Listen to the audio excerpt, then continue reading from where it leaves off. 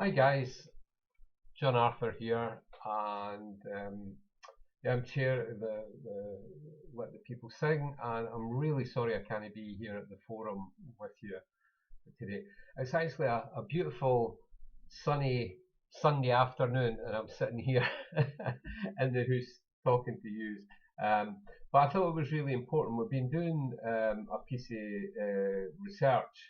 It's not an academic piece of research, I have to add, but we've been asking some of the people that we train, some of the volunteers that we've got, some of our own experience, so to look at what helps and what people say hinders access to services and access to recovery, not even necessarily services. So this can be within the mutual aid movements as well. So I'm going to start by just running through some of the things that people say hinder. Yeah, so let's start with a hinder. So one of the things that comes through time and time and time again is that recovery is not visible. Okay, so they don't know anybody in recovery. I did not know anybody in the Craigmillar area at the time. I was looking to do something. I didn't know anyone that was in recovery apart from an old chap, Paddy McCall, who had been my old man's friend, and he had had a near-death experience, and that's what changed him from being, kind of alcoholic to swearing off it. But that was the only guy, and I couldn't see how that would help me. But so many of the people that we've spoken to say exactly the same thing. They did not know anyone in recovery, or they didn't know that they knew anyone in recovery. And what actually happens is that most people who get into recovery that I know and that we know have either done so through a treatment centre or a 12-step group. Now we know that many people self recover, so they might do so through churches or going to yoga or a whole range of different things. But the majority of people who I know who sustain their recovery will suggest that they did not know anyone, and that it wasn't visible apart from the odd TV star or film star or musician or something like that. So, and it wasn't until they got into recovery themselves that they actually started to see, oh, I knew people that they used with, people that they drank with, that kind of stuff, were actually in recovery. And one of the reasons for that is that they're told, stick with the winners. Don't go back to your drinking haunts. Don't go back to your drug using friends at this point. You need to cement your recovery, and that becomes a way of life. People move away from the people that they're using with, because they don't want to relapse and they don't want those triggers, and so therefore the people who are still using never see them. And a lot of us were really selfish by that time anyway, that our whole kind of world revolved around procuring more substances to keep ourselves well, as we thought, or so there was that disconnect. And since the closure of the Serenity Cafe in Edinburgh, we've really not had that same kind of public facing recovery, that most people knew about or got to know about, and so that's definitely missing, and quite a few people have said that. One of the women that contacted me about this was telling me that she knew of recovery communities in Glasgow, so she would go through from Edinburgh to Glasgow to try and to access these places, because there was nothing at that time in Edinburgh. So the visibility of recovery is an absolute necessity in communities. Okay, that's really, really needed. So that was number one. Then it kind of splits a wee bit. We know that stigma is a massive barrier to people accessing recovery. There's loads and loads of studies being done on this. So stigma prevents people from getting into recovery. And if you add on the fact that women face a considerable challenge as well, especially if they've had children and maybe had their children taken off them, or maybe they've not had their children taken off them, but to admit to what they're doing, to admit that they've got such a problem, might mean that the kids, or the threat of that, they think that if we go to the social work or health, our kids might get taken away from us. So that's a real challenge, for women and men. I've known men who've been the main carers, and getting into recovery, and they didn't want to go and speak to their social worker. The stigma surrounding women being in addiction, we see it, and it's manifests itself through the courts. Women traditionally get stiffer sentences than men for drug offences. Um, so we seem to still have this notion that the women shouldn't be doing, men, it's acceptable or it's normal, but women shouldn't be doing this because they're the carers, etc. So I think it puts an unreasonable, to say the least, unreasonable amount of pressure on women.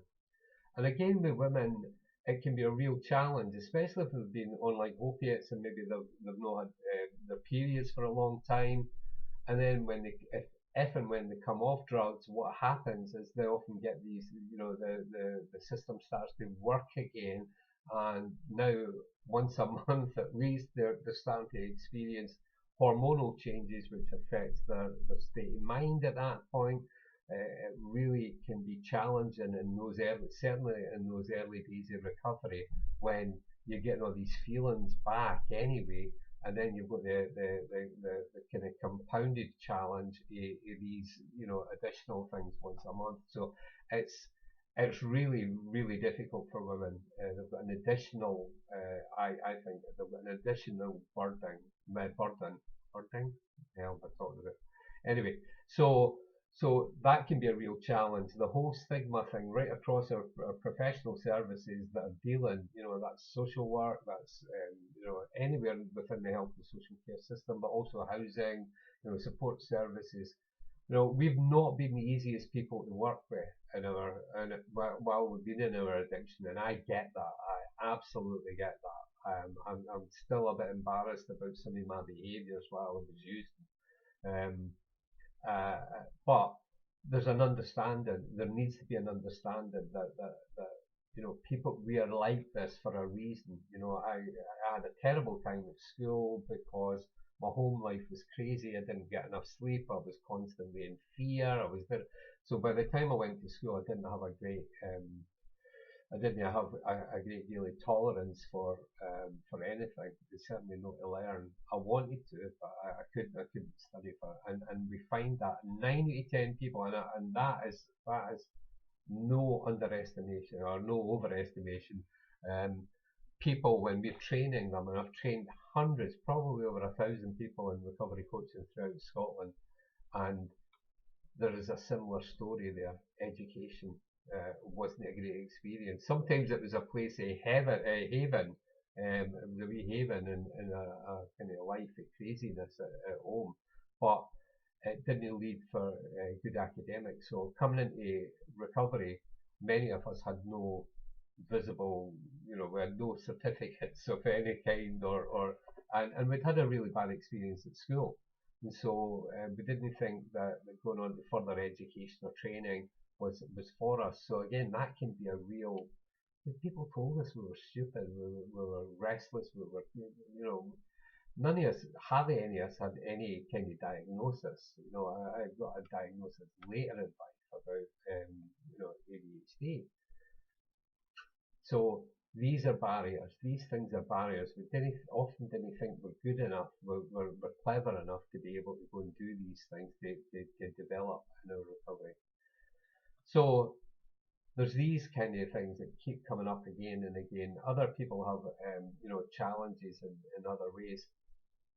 Again, people coming in recovery, and their recovery journey, most of us are different. We didn't all get abstinent recovery right away, and neither should we have to. But I know a lot of people feel less than if they don't.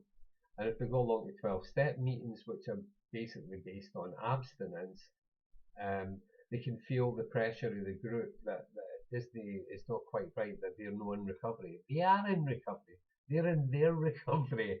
And the only requirement for membership in any of these groups is a desire There's a desire to get well. There's a desire to become abstinent. There's a desire. So, maybe your desire is that in 20 years I want to be free from these drugs or whatever conditions.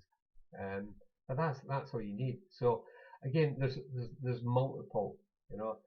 And for my colleagues in both the third sector and in the public sector helping services, we often face, we often experience challenges from the people. I'm not saying that in a way that, challenge you to get well. I'm saying behaviours from the professionals which are less than professional. Um, and as I say, we recognise that we've not always been the easiest people to deal with. But come on, all behaviour, as one very bright woman told me, all behaviour is communication. And if people are absolutely desperate and absolutely, kind of facing death and destruction all around them, then, they're not going to be the most calm and gentle people and thoughtful at that point in their life. So there's lots, and I hope you are going to talk a wee bit more about this on certainly on the stigma, but having a welcoming face and people, genuinely willing to help you makes a big difference. And it might not make a difference that day. It might be further on down the line.